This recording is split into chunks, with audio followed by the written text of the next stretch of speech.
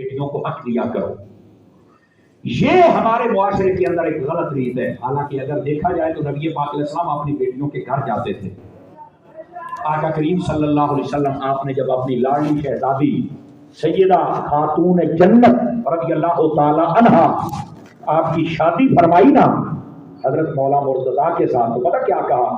فرمایا میں نے تیرے لیے بیٹی بہترین رشتہ تلاش کیا ہے اور اللہ کے حکم سے کیا ہے. اور یہاں یہ بھی یاد رکھ لیں نبی کی باقی بیٹیوں کے جو رشتے تھے وہ بھی اللہ کے حکم سے ہوئے تھے.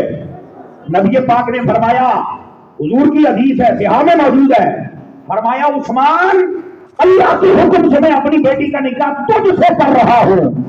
اور اے عثمان جب آپ کی بیٹیاں فوت ہو گئی دونوں یکے بعد دیگرے، فرمایا اگر میری 40 بیٹیاں بھی ہوتی تو میں محمد ایک ایک کر کے ساری تیرے نکاح میں دے دیتا.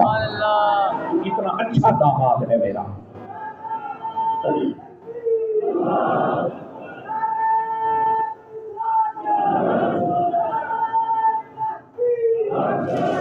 توجہ ہے بھی آپ سب حضرات کی گرامی قدر حضرات.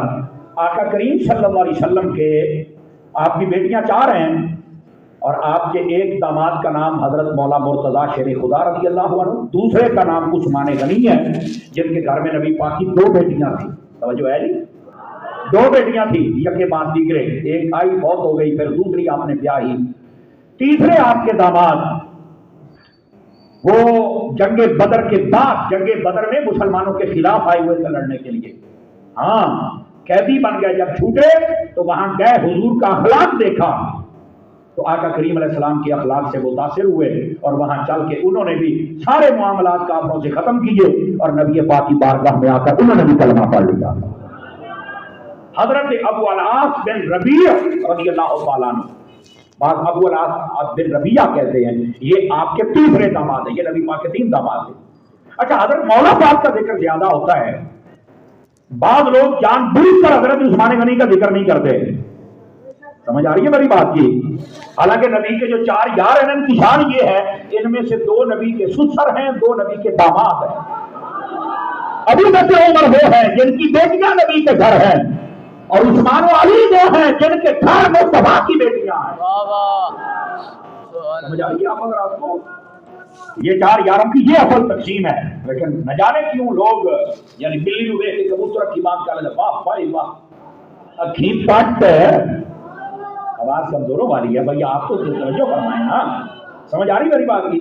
تو گرامی قدر حضرات یہ نبی پاک صلی اللہ علیہ وآلہ وسلم آپ نے نا عمومی طور پر، میں نے ایک جگہ تقریر کی نا تو کئی ہوتے ہیں جن کو غلط فیڈ کر دیا، نبی پاک نے 4 دھیاں تو باقیاں دی اولاد. میں کہا چھنکڑیاں یہ تینوں کوئی کسے دسیا؟ نبی پاک صلی اللہ علیہ وسلم نے فرمایا کہ میری اولاد کا سلسلہ وہ فرمایا ہمیشہ بندے کا پتر تو چلتا ہے، پر میں محمد دا میری دھی تو چلنا ہے، دھی کا نام ہے فاطمہ. اللہ کے منظور یہ تھا کہ مصطفیٰ کی نسل سے باقی رکھنا ہے تو فرمایا وہ فاطمہ سے باقی رکھنا ہے. قیامت تک چلیے نسل فاطمہ ختم نہیں ہو سکتی ہے. دیکھو یار یزید نے کیٹا ٹیل لایا، نہیں توجہ فرمایا آپ حضرات، یزید نے کیٹا ٹیل لایا. حسنی سیدہ دے وچوں ایک کو سید کربلا جو بچیا، حسنی سیدہ دے وچوں، اور حسینی سیدہ دے وچوں ایک کو بچیا. اسی عمومی طور پہ حضرت امام زین العابدین کا ذکر سننے ہیں کہ وہ حسینی سید نے، وہ حسنی بھی ایک بچیا. ہائے ہائے ہائے ہائے، بھئی امام حسین بھی اولاد دینا پہ بھی چلی گئے تو امام حسن بھی کہتے بھی چلی آئی، وہ بھی میدان کربلا میں. اور آپ کو شاید کہیں نے آج شاید پہلی باری سن ساڑی والے سننے کا مسئلہ بھی دینا سنا سن کیا تھا کام دے مسئلے کبھی نہیں سنے. حضرت امام حسن کا بیٹا بھی میدان کربلا میں تھا، وہ زخمی تھے، زخمی ہو گئے لیکن زندہ بچ گئے. ان کے بعد میں جب علاج کیا گیا یہ صحت یاب ہو گئے، یہ حضرت امام زین العابدین جو بیمار تھے جب یہ صحیح ہوئے تو حضرت حسین کی نسل چل پڑی، اور جب وہ ٹھیک ہوئے تو ان سے حضرت امام حسن کی نسل چل پڑی. امام حسن کا بھی ایک بیٹا تھا، امام حسین کا بھی ایک بیٹا تھا. ان کئی بات سے نئی گل ہونی ہے 10-15 بندے باقی جو اوئے آئے کیڑی چکی تھی. یہ ہے ہماری حالت. سمجھ آ رہی ہے میری بات کی؟ تو میں جو عرض کر رہا ہوں یہ ختم نہیں ہو سکتے. چونکہ لوگ یہ سمجھتے ہیں کہ نصر فاطمہ شاید حسین دے پتر نے، او میں کیا پتر ہے امام حسین دا بھی جڑا وڈا بھرا ہے او دا نام حسن ہے، کتے رمی پتر ہے، امام حسین کے بڑے بھائی ہیں اور سیدہ فاطمہ پلیٹی والا پتر ہے۔ نہیں توجہ فرمائیے آپ تو امام حسن کا ذکر، یہی تو لوگوں کا مسئلہ ہے نا، اپنی چوائس پسند کے مطابق گفتگو کرتے ہیں۔ نو، ایسی بات نہیں ہے، یہ غلط ہے، یہ صحیح ہے جو فقیر آپ کی خدمت میں عرض کر رہا ہے۔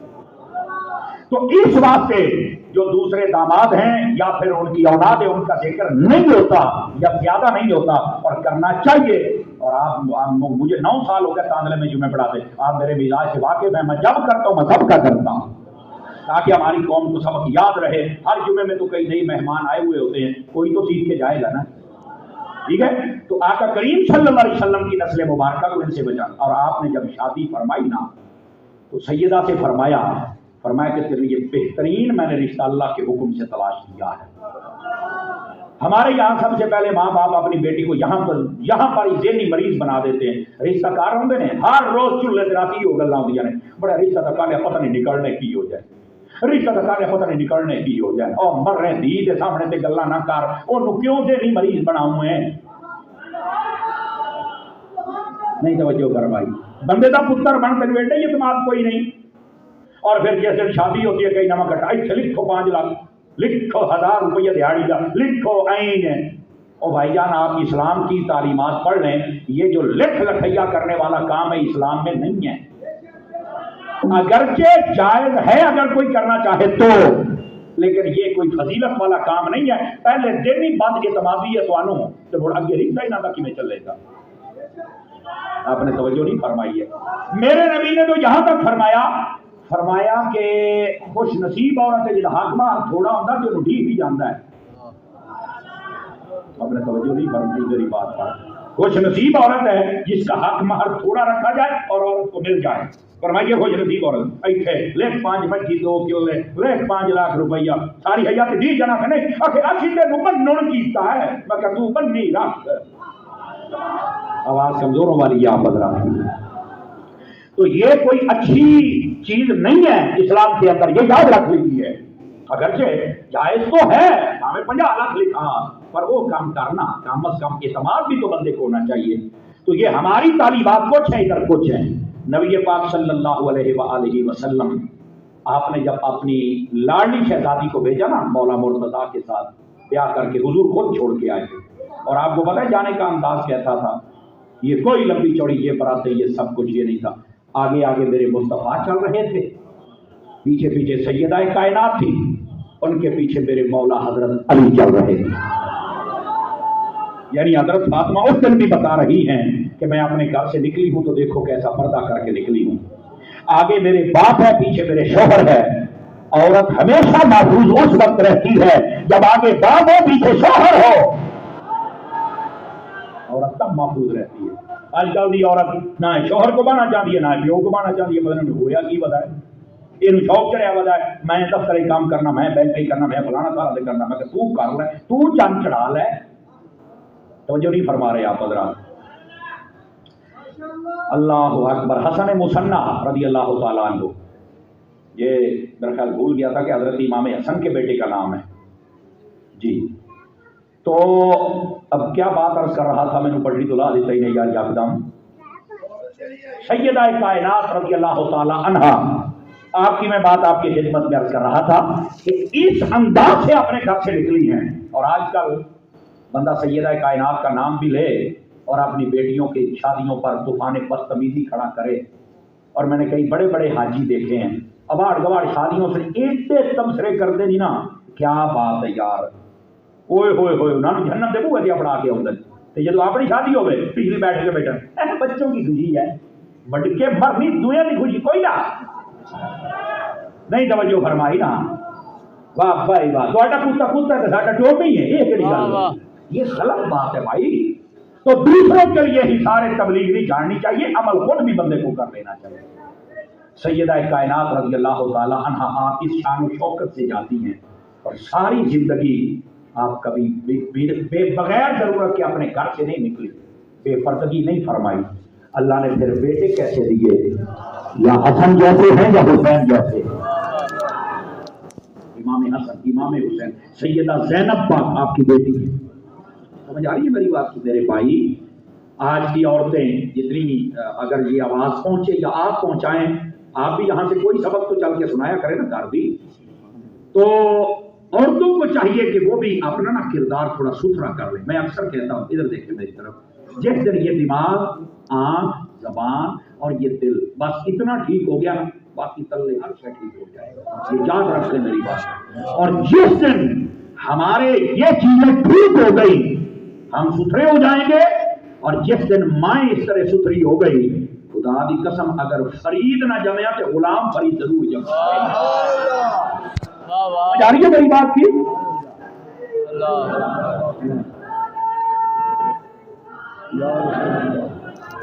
اللہ یہ حقائق ہے میرے بھائی، ان کو سمجھنے کی کوشش کرو. آپ کو پتا ہے حضور سیدی و سیدنا غوث اعظم رضی اللہ تعالیٰ عنہ، آپ جب پہلے دن جاتے ہیں مدرسے میں پڑھنے کے لیے تو آپ نے 18 پارے پڑھ کے استاد کو سنا دیے. استاد کہتا ہے آگے پڑھو، فرمایا نہیں آگے نہیں آتے. فرمایا ایک ہی تو پڑھے نہیں کروں تو پیغام آئے گا آج پڑھنے. آپ نے فرمایا میری ماں جس کا نام فاطمہ، آپ کی ماں کا نام بھی فاطمہ ہے، یاد رکھو. تو فرمایا وہ 18 پاروں کی حافظہ تھی. جب میں پیٹ میں تھا تب بھی، جب میں دودھ پیتا ہوتا تھا تب بھی وہ پڑھتی رہتی تھی. عبد القادر سن سن کو یاد کرتا رہتا. یہ گودے پاک کرنی پڑے گی ہم کو، پھر یہ بچے پیدا ہوں گے. حضرت سیدنا مولا مرتضیٰ شیر خدا رضی اللہ تعالیٰ عنہ آپ کے گھر میں نبی پاک علیہ السلام چھوڑ کے آئے. چونکہ آج حضرت مولا پاک کا ذکر بھی ضروری ہے نا. سمجھ آ رہی ہے جی؟ رجب کے مہینے میں آپ کی جلوہ کری ہے نا، ٹھیک ہے. اگرچہ مستند اور معتبر کتابوں کے اندر کوئی خاص تاریخ نہیں ہے لیکن منسوخ بھی ہو جائے اسی تو بڑا اپنے یار کا ذکر کرنا. وہ جی میں سانو آدھے سانو تو بہانا چاہیے ہے نا. حضرت مولا مرتضیٰ شیر خدا رضی اللہ تعالیٰ عنہ آپ کے ساتھ جب آپ نے بھیجا تو آپ نے بٹھایا ان کے گھر میں، پانی دم کر کے نبی پاک نے دونوں پر چھڑکا، فرمایا پی لو، اور دعا کی تھی یا اللہ ان کو بھی شیطان سے بچا اور ان کی اولاد کو بھی بچا. یہ میرے نبی صلی اللہ علیہ وسلم نے دعا فرمائی. سمجھ آئی؟ اچھا اس کے بعد نبی پاک علیہ السلام جایا کرتے تھے اپنی بیٹیوں کے گھر جایا کرتے. حضرت عثمان غنی کے ساتھ جو بیٹیاں بھی آئی آپ پوچھا کرتے تھے عثمان ٹھیک آپ کے ساتھ اس نے سلوک کرتا ہے؟ جی ہاں. کہ آپ پتہ کی فرماتے سن اور میریاں دیاں عثمان دے نال بھی سلوک چنگا رکھنے نے. کیوں؟ فرمایا اس کائنات دے وچ ابراہیم دی شکل تے دو ہی بندے پیدا ہوئے نے، ایک تہاڈا پیو، یعنی یہ جملہ بھی میں غلط سمجھنا، ایک تہاڈے بابا جانی حضرت محمد مصطفیٰ نے اور دوسرا عثمان غنی ہے. یہ بیو والا جملہ آپ نے ختم کر دینا، یہ حضور کی شان کے لائق نہیں ہے. سمجھ آئی نا؟ یہ میری زبان کی غلطی، اللہ مجھے معافی عطا فرمائے. اگرچہ مطلب اس کو ہم سمجھتے ہیں کہ زبان ہمیں، لیکن وہ بارگاہ بڑی ہے بھائی، وہاں تو ڈر لگتا ہے. یہاں تک علماء نے لکھا ہے اگر نبی پاک علیہ السلام کے کپڑوں کا کوئی ذکر کرتے یہ بندہ کہہ دے کہ حضور کے کپڑے مٹی لگی تھی گندے ہو گئے، فرمایا کافر ہو جائے گا. حضور کے کپڑے گندے نہیں ہوتے. ایک بندہ سیدی اعلیٰ حضرت کے پاس آ گیا، آ کے رونے لگ پڑا اور کہنے لگا حضور تو سارا مسئلہ لکھا ہے؟ فرمایا سب نے لکھا ہے. تو کہنے لگا بھی نبی پاک علیہ السلام سے اس ویلے تے چٹائیاں نہیں سڑ دی، آپ تکلف بھی نہیں سڑ فرماندے، آپ تو زمین پہ جلوہ گر ہو جاتے تھے اور مٹی بھی لگ جاتی تھی. تو پھر ہم کیا کہیں؟ کیا جواب دیا خدا کی قسم؟ آپ نے فرمایا او بندہ خدا کیا تیرے پاس یہی لفظ ہے کہ تو یہ کہے کہ نبی پاک کے کپڑے گندے ہو گئے؟ کیا تو یہ نہیں کہہ سکتا کہ مٹی نے بھی حضور کے دامن میں پناہ لے رکھی تھی؟ مٹی بھی حضور کے کپڑے چومنے آئی ہوئی تھی. کیا تو یہ نہیں کہہ سکتا؟ کیا سب کا جملہ ہے یہ، بات کا وہ ہے، یہاں پر کوئی لوز جملہ نہیں ہونا چاہیے. اور میں دعا کرتا ہوں اللہ میری زبان سے کبھی لوز جملہ نہ نکلے. آمین تو کہہ دو نا. اور آپ بھی کبھی لوز جملہ نہ نکال بیٹھنا، اس بارگاہ کو عام نہ سمجھنا. سمجھ آ رہی ہے؟